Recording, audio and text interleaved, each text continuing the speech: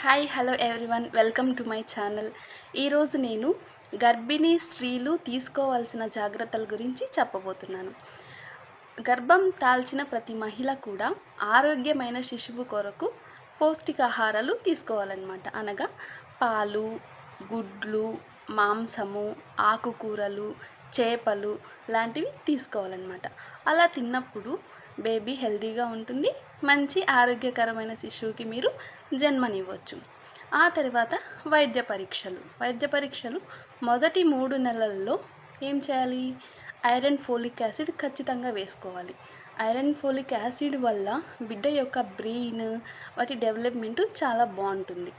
దాని తర్వాత మొదటి 6 నెలల వరకు నెలకు ఒక్కసారి వైద్య పరీక్షలు చేయించుకోవాలి.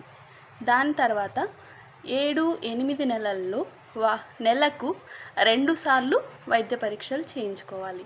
9వ నెల మొదలైనప్పటి నుంచి వారానికి ఒకసారి వెళ్ళి వైద్య పరీక్షలు చేయించుకోవాల్సి ఉంటుంది.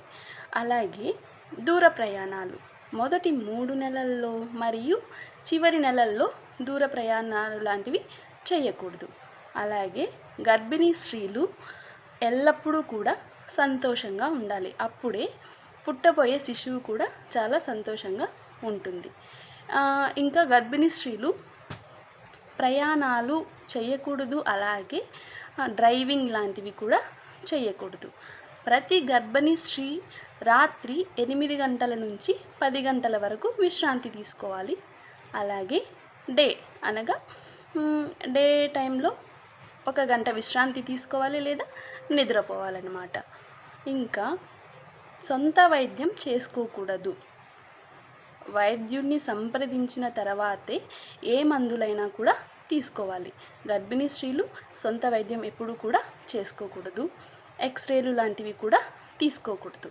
అలాగే పడుకునేటప్పుడు బిడ్డ కదలికలు ఉన్నాయా లేదా ఒకసారి చూసుకొని పడుకోవాలి. అది కూడా ఎడమవైపు తిరిగి పడుకోవాలి.